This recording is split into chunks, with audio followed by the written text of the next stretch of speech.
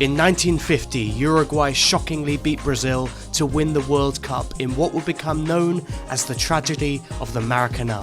Dondinho burst into tears, but his son, a young Pelé, told him, "Don't cry, I will win the World Cup for you." And in that moment, the legend of Pelé was born. After making a name for himself at Santos, Pelé was called up for the 1958 World Cup, aged just 17, despite criticism due to his inexperience. But Jorge silenced his critics with a winning goal against Wales and a hat-trick in the semi-final against France, before delivering on the promise he made to his father with 2 goals in the final against Sweden. Pelé became a national treasure before building on that success at the 1959 Copa America, where he finished as top scorer with 8 goals and helped Santos win their first ever Brazilian Serie A title. Then came the '62 World Cup, where, despite a goal and assist against Mexico, Pelé went off with an injury in the second match and didn't play again. However, his teammates did manage to win Brazil and Pelé their second World Cup. The King recovered in time to play in the 1962 Copa Libertadores final and scored 2 goals as Santos won their first continental title. They then went into the Intercontinental Cup, where they faced European champions Benfica in the final. It was Pelé versus Eusebio, the 2 best players in the world, and Pelé scored twice in the first leg and a hat-trick in the second, as the Brazilian club won 8-4 on aggregate. After this, everyone in the world wanted to see Pelé and Santos play, as they became the Beatles of football.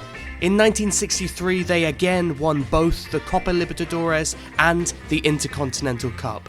Add to that 5 league titles in a row, and there could be no doubt. Pelé was the greatest player the world had seen. However, all good things come to an end, and that was all too literal for Brazilians, as a military dictatorship took power. So, when the '66 World Cup arrived, the people of Brazil turned to their national team to provide some hope. But thanks to some extreme physicality, Pelé was injured and missed the second match. Brazil then lost 3-1 to Portugal, as this time Eusebio got the better of Pelé, with the world champions exiting at the group stage. Due to the levels of physicality and standard of refereeing, Pelé announced he would never play at another World Cup again.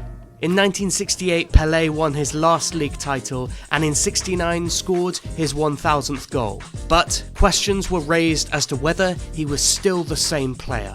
These doubts over Pelé's ability, his promise to never play at a World Cup again, the military dictatorship, and a managerial fiasco which saw Brazil change managers just months before the 1970 World Cup, only made glory for the Seleção less likely. But despite his reservations, Pelé declared to play, and what followed truly was the birth of modern football.